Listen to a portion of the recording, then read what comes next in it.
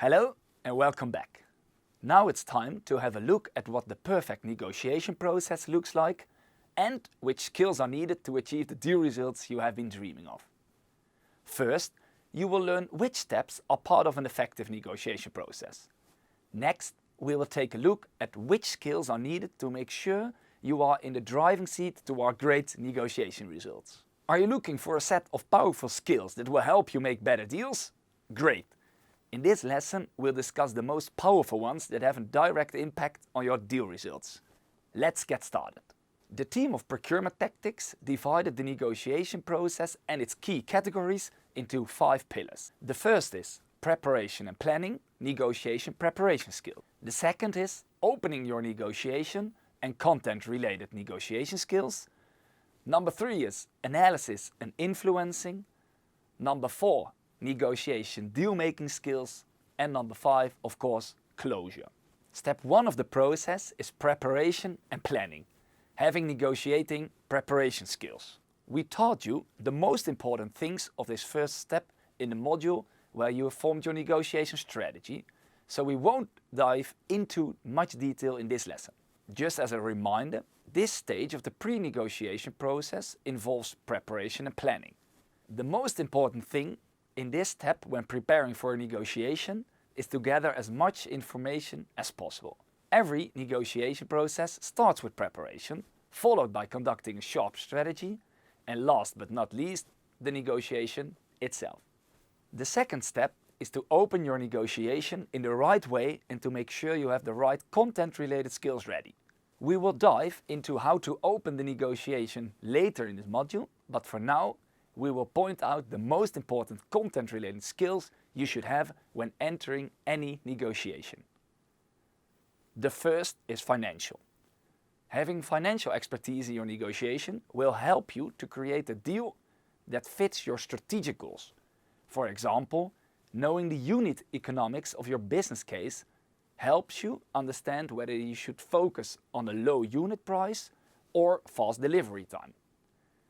Having financial skills will enable you to use your BATNA better. The second is legal skills. When your negotiations are reaching the final phase, it's smart to include a legal analyst to cover all legal aspects of your deal. That being said, in many negotiations, the legal terms have a significant impact on the deal. In that situation, it's best to be aware of the legal terms right from the start. If you've got any legal expertise yourself, that's even better. The third step is analysis and influencing. After you or the other party has started the negotiation with the opening bit, it's time to start the actual negotiation. Skills that are needed in this phase are questioning and listening, stating your needs and expectations, listening to the other party, taking in extra information, and finally, confirming any key issues to be agreed upon. You can influence your negotiation in many ways, and we will point out some of the most important ones. Let's start by pointing out 2 observational negotiation skills. The first is active listening. Active listening, isn't just listening to what the other says, it's actively involving and paying full attention to what someone has to say. Active listening is a great skill to have, as it will give the speaker the feeling his words matter. This will make the other person more honest, open, and willing to cooperate. You can train active listening by maintaining eye contact, saying yes or nodding when the other party is open to talking. The second is body language. Listening to what your negotiation opponent has to say isn't the only way to absorb information. Having the skills to detect body language has been proven to be just as powerful. For example, your negotiation opponent might say he's got offers lined up from your competitors. However, when paying close attention, you notice that he's scratching his neck and his nose when talking about the other offers. This could indicate he's uncertain about the other offers, or perhaps he's even lying. Interpersonal negotiation skills are also very important. Building a connection is the process of connecting or creating a relationship with someone. It's typically referred to as getting along. Building a connection is something you can develop. It's a great skill for any negotiation, as your opponent will be more likely to meet your needs. The third way to influence negotiations effectively is through verbal communication. Being able to communicate verbally will go a long way when it comes to effective negotiating. By communicating effectively, you'll notice the negotiation process will be smoother and involve less friction. Problem solving is the last. It starts with identifying and deconstructing the problem. We will dive into this further later in this module. Last but not least is assertiveness. Being assertive is usually referred to as being able to stand up for your rights in a calm and gentle way. Negotiators who are assertive are able to communicate their wishes without making others upset or becoming upset themselves.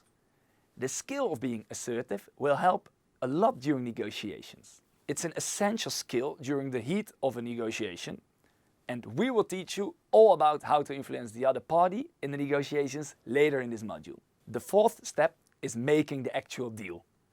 After the phase of analysis and influencing, it's time to work towards a deal. Skills that are needed in this last phase are dealing with high-pressure situations, debating the most important issues, bargaining, implementing your negotiation strategy and tactics, trading variables, and decision-making. We will dive into tactics later, but for now, let's focus on the other variables I just mentioned. Dealing with high-pressure situations is the first. As a procurement manager, you'll find yourself negotiating big deals frequently. A price difference of only 2% on a total deal could easily implicate millions of dollars. In my time as a procurement manager for a supermarket, I could experience pressure from my negotiation opponent, my boss, my colleagues, and my competitors. A lot of heat in some moments from a lot of possible angles. I managed to keep the pressure as low as possible to make sure I updated all my stakeholders before and after any negotiation to make them part of the process and possible challenges. Being able to stay calm and keep making the right decisions is critical for a successful career in deal making. Decision making is also very important. As a negotiator, you'll find yourself making decisions on a regular basis. Being able to make good decisions will go on a long way when it comes to making great deals. Here's what the average decision-making process looks like. First, define the problem or the opportunity. Then come up with a list of possible solutions. Evaluate each option by listing the numbers, pros, cons, and in the end, make a decision and deal towards your desired result. As said before, I recommend you to make internal stakeholders part of the problem and consult them to find the best possible solution. The fifth step is the closure of the deal. The final step in any negotiation might be the most boring one, but it's also the most dangerous one. It's in the final phase when you and your negotiation counterpart are most likely more exhausted than at the start, when the biggest mistakes happen. I will teach you later how to use this to your advantage. In the final step of the negotiation process, you will work on closing the deal, wrapping up what has been being agreed upon, confirming the next steps and any follow-ups, and finally signing the paperwork. And that's it. In this lesson, you'll learn the ideal process of any negotiation built by the team of Procurement Tactics. In the next lessons of this module, we are going to teach you step by step how to open your negotiation, how to analyze and influence your negotiation counterpart, which negotiation deal-making skills you should get used to, and we'll wrap up by discussing how to close your negotiation. Everything we will discuss in the following lessons will focus on one simple goal. Make sure you achieve the deal results you have been dreaming of.